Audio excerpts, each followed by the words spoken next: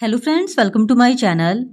आज के इस वीडियो में हम लोग यूथ कंपटीशन टाइम्स की बुक से बीपीएससी एईडीओ के प्रैक्टिस सेट 11 को आपके साथ डिस्कस करेंगे। और इसके पहले के वीडियोस में हमने प्रैक्टिस सेट 10 तक के क्वेश्चंस को आपके साथ डिस्कस कर लिया है। अगर अभी तक आपने उन वीडियोस को नहीं देखा है तो उन वीडियोस का लिंक आपको डिस्क्रिप्शन बॉक्स में मिल जाएगा, आप उसे जाके देख सकते हैं। तो बिना देरी किए चलिए आज का ये वीडियो स्टार्ट करते हैं। तो प्रैक्टिस सेट 11 का पहला क्वेश्चन है, लॉर्ड सिन्हा ने 1921 में कहाँ के गवर्नर पद से त्यागपत्र दिया था? तो इस क्वेश्चन का सही जवाब हो जाएगा option A, Bihar Orissa. Lord Sinha ने वर्ष 1921 में बिहार उड़ीसा प्रांत के गवर्नर पद से इस्तीफा दिया था। फिर क्वेश्चन नंबर 2, प्रधान वित्तीय समावेशन पहल की शुरुआत की गई। तो इस क्वेश्चन का सही जवाब हो जाएगा ऑप्शन ए, 10 फरवरी 2011 को। आय और गैर आय दोनों आयामों पर ध्यान केंद्रित करने वाली समावेशी विकास की रणनीति के अनुपालन में प्रमुख वित्तीय समावेशन पहल स्वाभिमान की शुरुआत 10 फरवरी 2011 को औपचारिक रूप से की गई थी और इसका उद्देश्य प्रौद्योगिकी के उपयोग के माध्यम से शाखा रहित बैंकिंग प्रदान करना है। फिर क्वेश्चन नंबर 3, कौन सा राज्य निजी क्षेत्र में स्थानीय लोगों को आरक्षण नहीं प्रदान करता? तो इस क्वेश्चन का सही जवाब हो जाएगा ऑप्शन बी, बिहार। बिहार राज्य निजी क्षेत्र में स्थानीय लोगों को आरक्षण प्रदान नहीं करता है, जबकि आंध्र प्रदेश, हरियाणा और झारखंड ये तीनों ही राज्य निजी क्षेत्र में स्थानीय लोगों को आरक्षण देते हैं।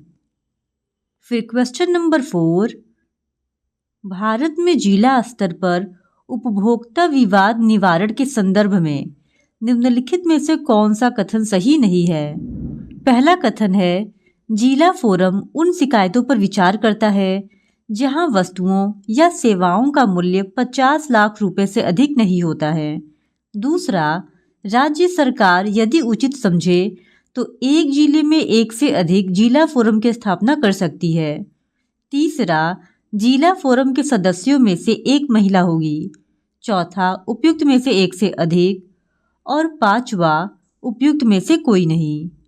तो इस क्वेश्चन का सही जवाब हो जाएगा ऑप्शन डी, उपयुक्त में से एक से अधिक, क्योंकि भारत में जिला स्तर पर उपभोक्ता विवाद निवारण के प्रावधानों के अनुसार जिला फोरम उन शिकायतों पर विचार करता है जहां वस्तुओं या सेवाओं का मूल्य 50 लाख रुपए से अधिक नहीं होता है।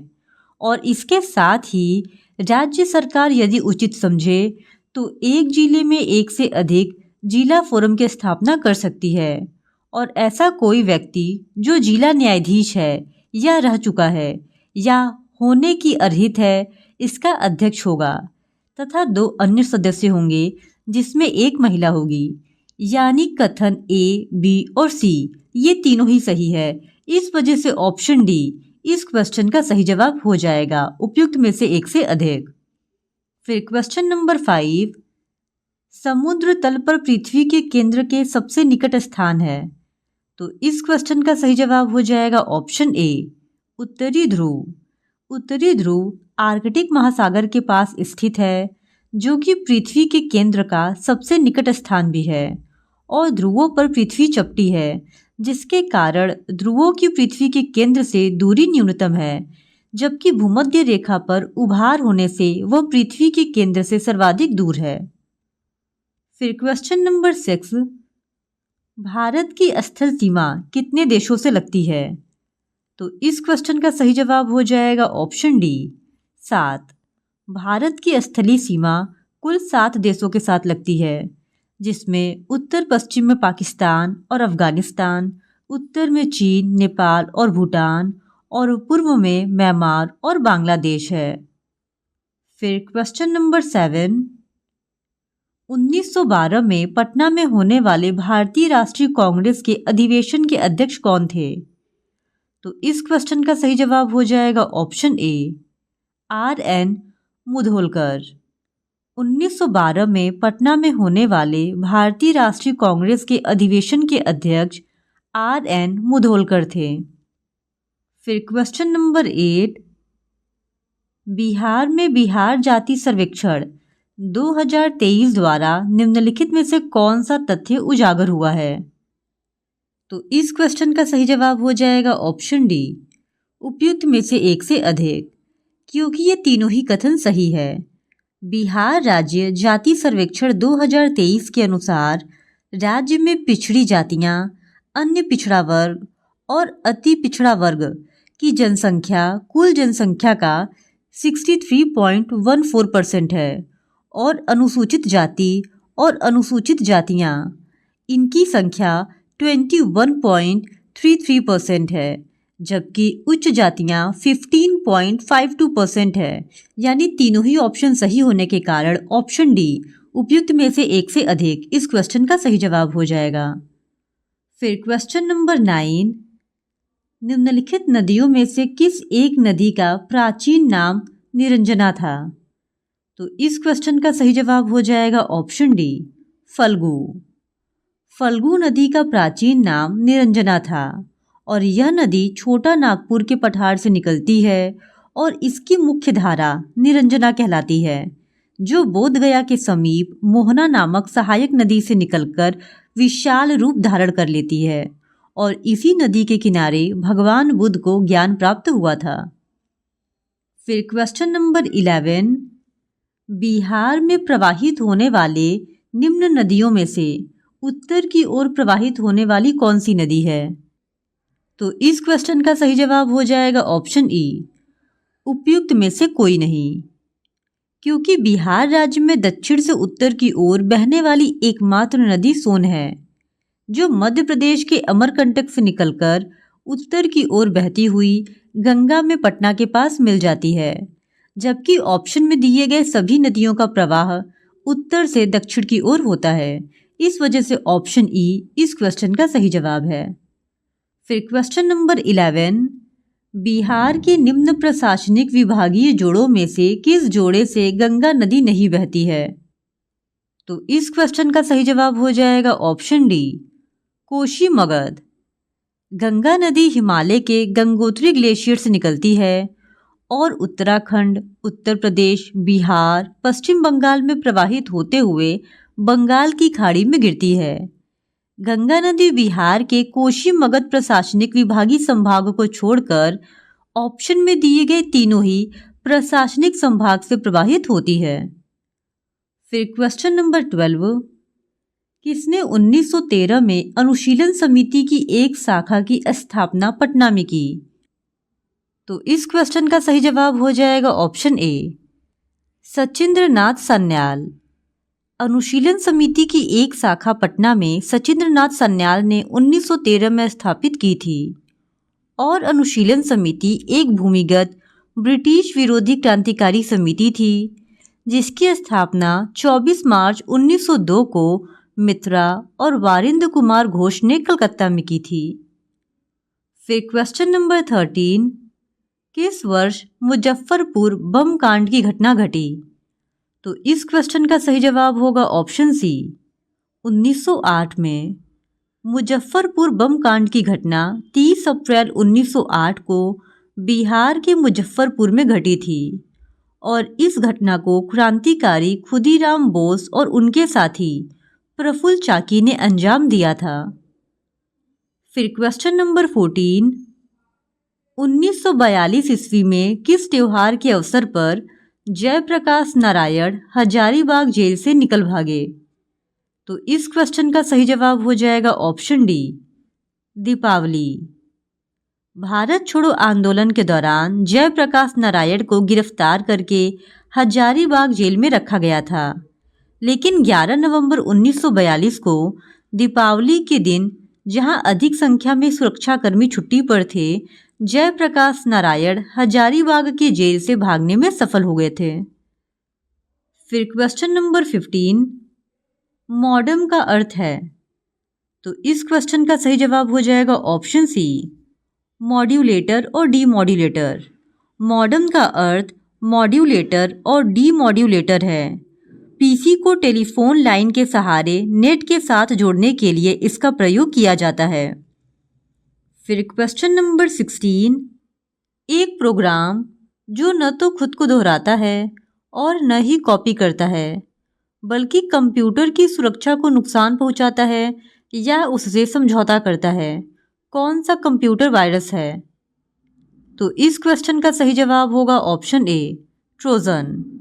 ट्रोजन हॉर्स एक प्रकार का वायरस है जो स्वयं को एक उपयोगी सॉफ्टवेयर जैसे गेम, यूटिलिटी प्रोग्राम आदि की तरह प्रस्तुत करता है और जब इस सॉफ्टवेयर को चलाया जाता है तो ट्रोजन हॉर्स पृष्ठभूमि में कोई अन्य कार्य संपादित करता है और इसका उपयोग अनधिकृत व्यक्तियों द्वारा कंप्यूटर की सूचनाओं तक पहुंचने और उनके इस्तेमाल करने के लिए किया जाता है। ट्रोजन हॉर्स अपनी कॉपी स्वयं नहीं बनाता और न ही खुद को दोहराता है बल्कि यह कंप्यूटर सुरक्षा को नुकसान पहुंचाता है। फिर क्वेश्चन नंबर 17, काले फेफड़े का रोग संबंधित है। तो इस क्वेश्चन का सही जवाब हो जाएगा ऑप्शन बी, कोयला खनिकों से। कोयला खदानों में काम करने वाले लोगों में काले फेफड़े का रोग सामान्य है। इसे न्यूकोमोनियोसिस के रूप में भी जाना जाता है। यह रोग तब होता है जब कोयले की धूल अंदर जाती है। फिर क्वेश्चन नंबर 18, स्तनधारी में सामान्य श्वसन के दौरान डायफ्राम होता है। तो इस क्वेश्चन का सही जवाब हो जाएगा ऑप्शन डी, उपयुक्त में से एक से अधिक। श्वसन क्रिया के दौरान डायफ्राम स्तनधारियों में एक से अधिक आकार का होता है। इस वजह से ऑप्शन डी, उपयुक्त में से एक से अधिक, इस क्वेश्चन का सही जवाब होगा।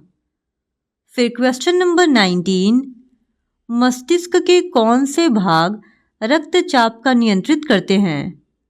तो इस क्वेश्चन का सही जवाब हो जाएगा ऑप्शन ए, रीढ़ की हड्डी, खोपड़ी और हाइपोथैलेमस। रीढ़ की हड्डी, खोपड़ी और मुख्य रूप से खोपड़ी का हाइपोथैलेमस भाग शरीर के रक्तचाप यानी ब्लड प्रेशर को नियंत्रित करते हैं। हाइपोथैलेमस मस्तिष्क के डाइएनेसेफेलॉन भाग में स्थित होता है और यह शरीर के तापमान और हृदय गति को भी नियंत्रित करता है। फिर क्वेश्चन नंबर 20, पीयूष ग्रंथि का कार्य क्या है? तो इस क्वेश्चन का सही जवाब हो जाएगा ऑप्शन डी, उपयुक्त में से एक से अधिक। पीयूष ग्रंथि हमारे मस्तिष्क के आधार पर स्थित एक मटर के आकार की अंतःस्रावी ग्रंथि है और यह शरीर में कुछ महत्वपूर्ण हार्मोन पैदा करता है, जिस कारण इसे मास्टर ग्रंथि के रूप में भी जाना जाता है। और ऑप्शन डी, उपयुक्त में से एक से अधिक, इस क्वेश्चन का सही जवाब हो जाएगा। फिर क्वेश्चन नंबर 21, गुणसूत्र पर जीन की डैश व्यवस्था होती है। तो इस क्वेश्चन का सही जवाब होगा ऑप्शन सी, रैखिक। गुणसूत्र पर जीन की रैखिक व्यवस्था होती है।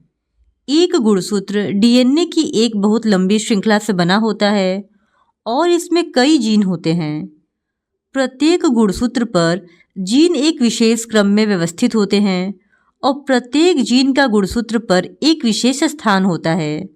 जीन का वह रूप जो जोड़े के प्रत्येक गुणसूत्र पर समान स्थान रखता है एलील कहलाता है। और डीएनए के अलावा गुणसूत्रों में अन्य रासायनिक घटक होते हैं जो जीन के कार्य को प्रभावित करते हैं। फिर क्वेश्चन नंबर 22, किसी गुणसूत्र पर जीनों की आपेक्षिक स्थिति ज्ञात करने की प्रक्रिया कहलाती है। तो इस क्वेश्चन का सही जवाब हो जाएगा ऑप्शन सी, जीन मानचित्रण। किसी गुणसूत्र पर जीनों की आपेक्षिक स्थिति ज्ञान करने की प्रक्रिया जीन मानचित्रण कहलाती है और इस विधि की सहायता से लक्षणों के लिए उत्तरदायी जीनों को ढूंढा जाता है जिससे उन्हें जेनेटिक इंजीनियरिंग के कार्यों में प्रयुक्त किया जा सके। फिर क्वेश्चन नंबर 23, माता पिता से संतति में लक्षणों के पहुंचने की प्रक्रिया को कहते हैं। तो इस क्वेश्चन का सही जवाब हो जाएगा ऑप्शन बी, आनुवंशिकता। माता पिता से उनके संतान में लक्षणों के पहुंचने की प्रक्रिया को आनुवंशिकता यानी कि हेरिडिटी कहते हैं। फिर क्वेश्चन नंबर 24, गैसीय से तरल या ठोस अवस्था में परिवर्तन की प्रक्रिया को कहते हैं। तो इस क्वेश्चन का सही जवाब हो जाएगा ऑप्शन बी, संघनन। संघनन वह प्रक्रिया है जिसमें कोई गैस ऊष्मा को निष्कासित कर द्रव्य या ठोस अवस्था में परिवर्तित हो जाती है। फिर क्वेश्चन नंबर 25, निम्नलिखित में से कौन सा सम्मोहक ड्रग है? तो इस क्वेश्चन का सही जवाब होगा ऑप्शन ए, ल्यूमिनाल। ऐसी दवाएं जो कृत्रिम नींद लेने में सहायक होती हैं सम्मोहक दवाएं कहलाती हैं और ल्यूमिनाल एक प्रमुख सम्मोहक दवा है और इसी तरह सेकोनॉल यह भी एक सम्मोहक दवा है। फिर क्वेश्चन नंबर 26, निम्नलिखित में से कौन सा दर्दनाशक है? तो इस क्वेश्चन का सही जवाब हो जाएगा ऑप्शन डी, नोवल्जीन। दर्द निवारक दवाओं को एनाल्जेसिक कहा जाता है और दिए गए ऑप्शंस में नोवल्जीन एक दर्दनाशक दवा है जबकि पेनिसिलिन, क्लोरोमाइटिसिन और स्टेपोमाइसिन ये तीनों ही एंटीबायोटिक दवाएं हैं। फिर क्वेश्चन नंबर 27, पेट्रोल की गुणवत्ता को व्यक्त किया जाता है। तो इस क्वेश्चन का सही जवाब हो जाएगा ऑप्शन बी, ऑक्टेन संख्या के द्वारा। पेट्रोल की गुणवत्ता को ऑक्टेन नंबर से प्रदर्शित किया जाता है और ऑक्टेन रेटिंग एक मानक उपाय है जो पेट्रोल की दक्षता और प्रदर्शन दोनों को परिभाषित करता है। फिर क्वेश्चन नंबर 28, निम्नलिखित विशेषताओं में कौन सी रासायनिक परिवर्तन की विशेषता नहीं है? तो इस क्वेश्चन का सही जवाब हो जाएगा ऑप्शन सी, ऊर्जा में कोई निवल परिवर्तन नहीं होना। फिर क्वेश्चन नंबर 29, ऐसे पदार्थ को जो बिना रासायनिक प्रतिक्रिया के अन्य पदार्थों से नमी को आसानी से अवशोषित कर लेते हैं डैश कहा जाता है। तो इस क्वेश्चन का सही जवाब होगा ऑप्शन ई, उपयुक्त में से एक से अधिक। ऐसे पदार्थ को जो बिना रासायनिक प्रक्रिया के अन्य पदार्थों से नमी को आसानी से अवशोषित कर लेते हैं जल, शुष्कक या निर्जलीकरण कारक कहा जाता है। फिर क्वेश्चन नंबर 30, आधुनिक परमाणु प्रतीक डैश द्वारा प्रस्तावित विधि पर आधारित है। तो इस क्वेश्चन का सही जवाब हो जाएगा ऑप्शन बी, बर्जेलियस। आधुनिक परमाणु प्रतीक जोन्स जैकब बर्जेलियस द्वारा प्रस्तावित विधि पर आधारित है। फिर क्वेश्चन नंबर 31, एक परमाणु के केंद्र पर धनावेशित हिस्सा कहलाता है। तो इस क्वेश्चन का सही जवाब हो जाएगा ऑप्शन डी, न्यूक्लियस। फिर क्वेश्चन नंबर 32, आवर्धक कांच में किस प्रकार का लेंस प्रयोग किया जाता है? तो इस क्वेश्चन का सही जवाब हो जाएगा ऑप्शन सी, उत्तल लेंस। आवर्धक कांच में उत्तल लेंस का प्रयोग किया जाता है और आवर्धक लेंस एक उत्तल लेंस होता है जिसका उपयोग पास की वस्तुओं का आवर्धित प्रतिबिंब प्राप्त करने में किया जाता है। फिर क्वेश्चन नंबर 33, प्रकाश की गति निम्न में से किस माध्यम में न्यूनतम होगी? तो इस क्वेश्चन का सही जवाब होगा ऑप्शन डी, कांच।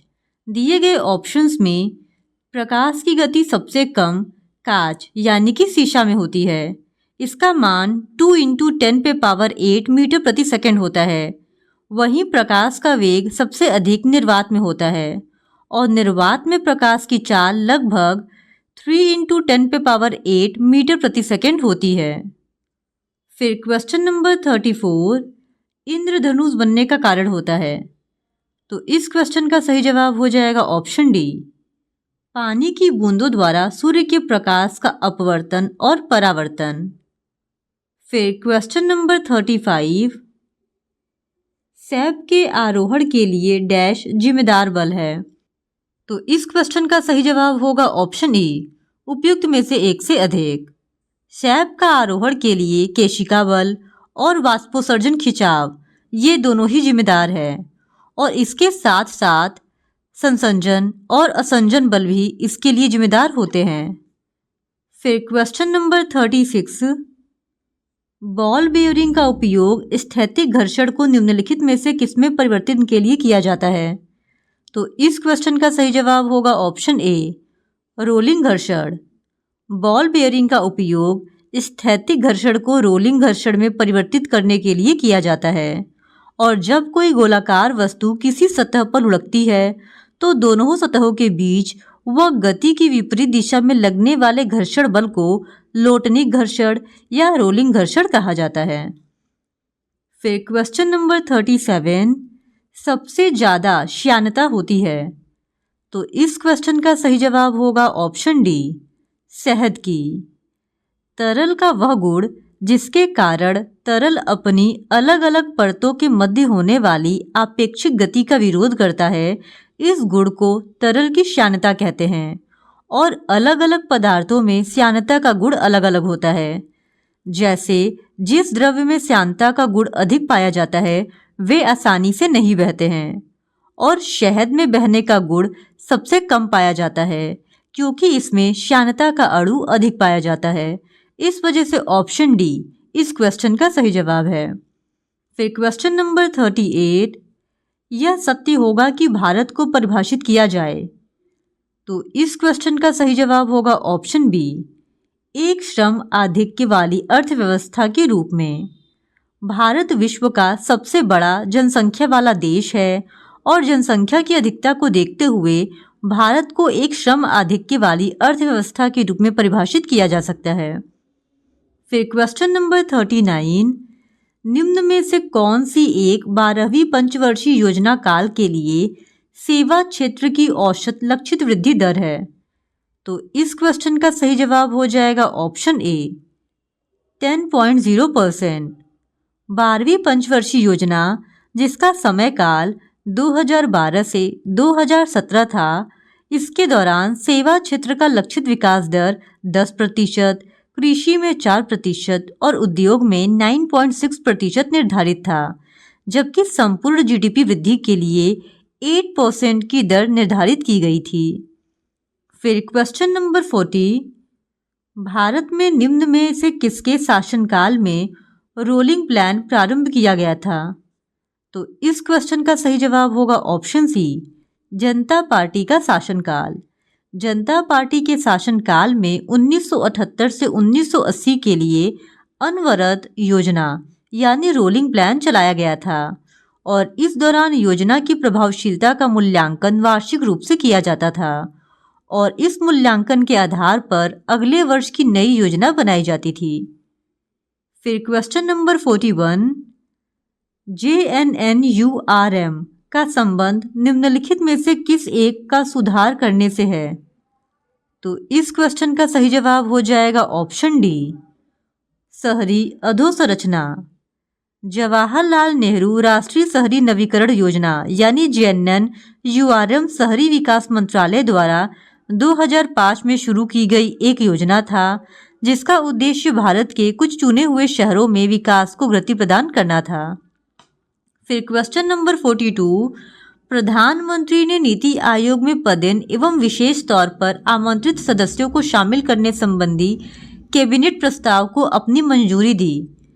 तो इस क्वेश्चन का सही जवाब हो जाएगा ऑप्शन ई, उपयुक्त में से कोई नहीं, क्योंकि प्रधानमंत्री नरेंद्र मोदी ने 15 जून 2019 को राष्ट्रीय जनतांत्रिक गठबंधन के दूसरे कार्यकाल में अपनी पहली बैठक से पहले सरकार की थिंक टैंक यानी नीति आयोग के पुनर्गठन को मंजूरी दी, जो कि किसी भी ऑप्शन में नहीं दिया गया है। इस वजह से ऑप्शन ई, उपयुक्त में से कोई नहीं, इस क्वेश्चन का सही जवाब होगा।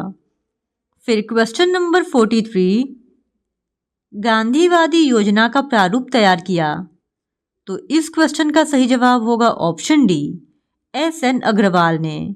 गांधीवादी योजना का प्रारूप 1944 में श्रीमन नारायण अग्रवाल यानी SN अग्रवाल ने तैयार किया था। फिर क्वेश्चन नंबर 44, वित्त वर्ष 2023 हेतु बजट में सकल घरेलू उत्पाद की वृद्धि दर अनुमानित है। तो प्रश्नकाल के दौरान आयोग के द्वारा इस प्रश्न का सही उत्तर ऑप्शन सी यानी 12.8% को माना गया था, लेकिन इसका सही जवाब ऑप्शन ई, उपयुक्त में से कोई नहीं होगा। फिर क्वेश्चन नंबर 45, भारत में इनमें से कौन सा विषय पंचायती राज संस्थाओं की शक्तियों के अंतर्गत नहीं आता है? तो इस क्वेश्चन का सही जवाब होगा ऑप्शन बी, न्यायिक पुनर्विचरण। न्यायिक पुनर्वीक्षण का अधिकार सर्वोच्च न्यायालय एवं उच्च न्यायालयों को प्राप्त है, पंचायती राज संस्थाओं को नहीं। इस वजह से ऑप्शन बी इस क्वेश्चन का सही जवाब हो जाएगा। और संविधान के 73वें संशोधन के द्वारा संविधान में 11वीं अनुसूची जोड़कर उसमें 29 ऐसे विषयों का उल्लेख किया गया जिससे पंचायतों को शक्ति प्राप्त होती है। और ये विषय थे कृषि विस्तार, भूमि सुधार, चकबंदी, भूमि अनुरक्षण, लघु सिंचाई, पशुपालन, मुर्गी पालन, दुग्ध उत्पादन, लघु वन उत्पाद, ग्रामीण आवासन इत्यादि। फिर क्वेश्चन नंबर 46, भारत में पंचायती राज प्रतिनिधित्व करता है। तो इस क्वेश्चन का सही जवाब होगा ऑप्शन डी, ये सभी। भारत में पंचायती राज शक्तियों के विकेंद्रीकरण, लोगों की हिस्सेदारी और सामुदायिक विकास, इन तीनों का प्रतिनिधित्व करता है। फिर क्वेश्चन नंबर 47, पंचायती राज का प्रधान लक्ष्य है। तो इस क्वेश्चन का सही जवाब होगा ऑप्शन सी, ग्रामवासियों में शक्ति का विकेंद्रीकरण। पंचायती राज व्यवस्था का प्रमुख लक्ष्य ग्रामवासियों में शक्ति का विकेंद्रीकरण है। और संविधान के अनुच्छेद 40 के अनुसार राज्य ग्राम पंचायतों का संगठन करने के लिए कदम उठाएगा और उनको ऐसी शक्तियों एवं अधिकार प्रदान करेगा जो उन्हें स्वायत्त शासन की इकाइयों के रूप में कार्य करने योग्य बनाते हैं। फिर क्वेश्चन नंबर 48, निम्न कमेटियों में से कौन सी एक पंचायती राज संस्था से संबंधित नहीं है। तो इस क्वेश्चन का सही जवाब हो जाएगा option A, PVN Rao committee. Bharat में पंचायती राज संस्था से संबंधित प्रमुख committee Singhvi committee, Mehta committee और बलवंत राय मेहता कमेटी है, जबकि राव कमेटी ग्रामीण विकास एवं गरीबी उन्मूलन से संबंधित है। इस वजह से ऑप्शन ए इस क्वेश्चन का सही जवाब है। फिर क्वेश्चन नंबर 49, भारतीय संविधान भारत के राष्ट्रपति को अधिकार नहीं देता है। तो इस क्वेश्चन का सही जवाब होगा ऑप्शन बी, राज्यों के मुख्यमंत्री की नियुक्ति का। भारतीय संविधान भारत के राष्ट्रपति को राज्यों के मुख्यमंत्री की नियुक्ति का अधिकार नहीं देता है। संविधान के अनुच्छेद 164 के अनुसार राज्य के निर्वाचन के पश्चात संबंधित राज्य का राज्यपाल बहुमत दल के नेता को मुख्यमंत्री नियुक्त करता है, ना कि राष्ट्रपति। इसी वजह से ऑप्शन बी इस क्वेश्चन का सही जवाब है।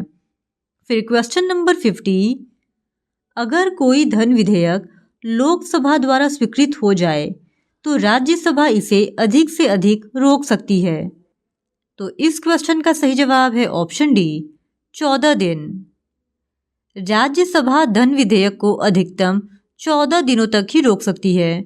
14 दिनों के बाद धन विधेयक स्वतः ही राज्यसभा से पारित मान लिया जाता है। इस वजह से ऑप्शन डी इस क्वेश्चन का सही जवाब है। तो आज के लिए बस इतना ही। बाकी के बचे हुए क्वेश्चंस का डिस्कशन हम लोग इस वीडियो के नेक्स्ट पार्ट में आपके साथ करेंगे। और अगर आप बीपीएससी एरियो के इसी तरह और भी प्रैक्टिस क्वेश्चंस को देखना चाहते हैं तो please do subscribe to my channel and like this video. Thank you very much.